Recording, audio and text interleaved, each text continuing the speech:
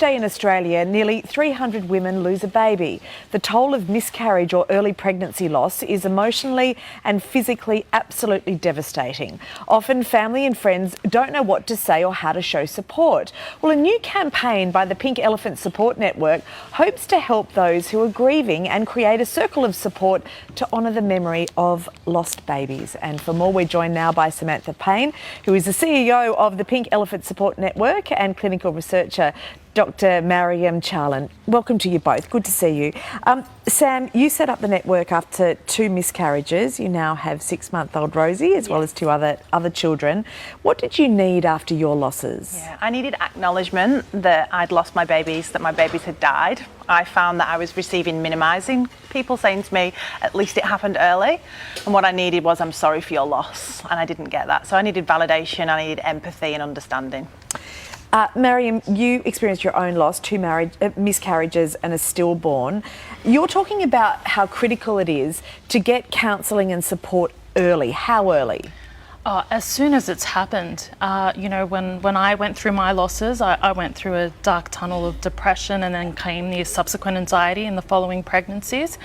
And I wish I did access services like the Pink Elephants early on. We know that people who experience pregnancy loss are at increased risk of mental health illnesses like anxiety, depression, and post-traumatic stress. So accessing services like the Pink Elephants is very important.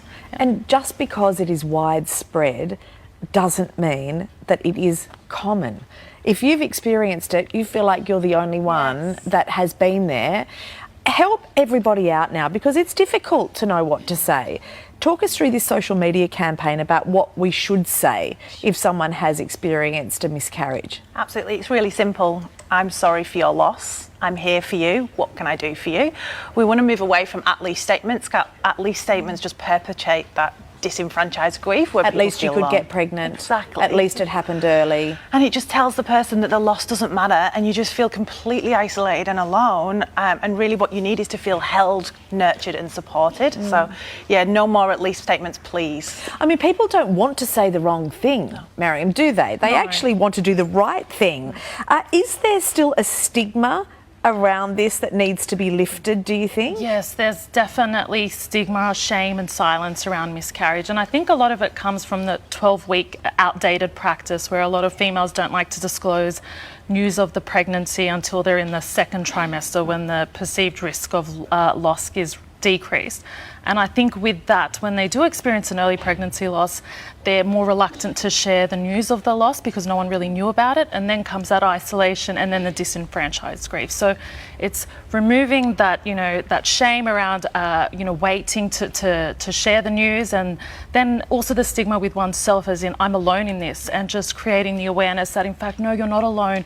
This is really common. There's so much support out there, and validating that grief as well. Okay, so you often hear, tell the people that you would want to support you in that first 12 weeks, and don't tell others, so then you don't have to deal with the person serving you coffee, bringing it up and so on. Do you think that that's the wrong approach? No, I think it's an individual choice, and I think that we need to empower people with information. Firstly, we need to understand more that miscarriages do happen, so a huge amount happen. 1 in 4 pregnancies end in loss. We also need to then empower the person who's going through that pregnancy to make their own choice. Are they comfortable? Who do they want to share with? When do they want to share? And what works for them?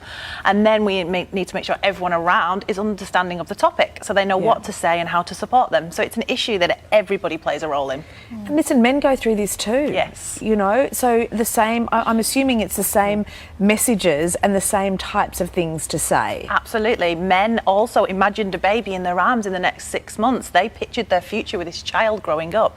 They too are grieving the loss, and they're often put into this support role.